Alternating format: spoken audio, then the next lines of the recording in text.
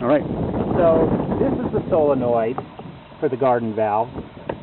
It has an O-ring right here. You need to be very careful when you unscrew this and pull it out that you don't lose that O-ring. There's another small piece of rubber that fits around this. It usually stays down in here on the valve itself. Just be sure though that you account for the one down there and the O-ring right there. The solenoid actually is in two parts, and they unscrew.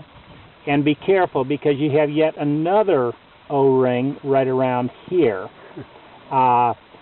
When the solenoid is screwed down into the valve, this part should be tight. And when you want to open the valve manually, you turn the upper part. The bottom part stays firmly screwed into the valve, and it's just the upper part that turns back and forth. Usually if you turn it about 45 degrees, if the solenoid and the valve are working correctly, you'll hear the water come on. Okay. You need to hold the bottom piece when you turn the upper? You shouldn't. No, the bottom piece should be firmly screwed in so that only the top piece, but it's not turns, but it's not a bad idea to look as you turn this 45 degrees just to check that everything's working okay.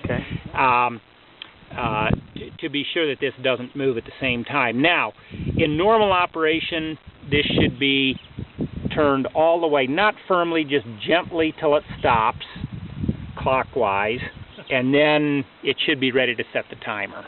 Okay. Now what we're going to do is to take apart the valve, and I'm going to show you a little trick here for getting these valves to work right, especially if they've been in use for several years. There's a spring in here that gets compressed, and it needs to be expanded.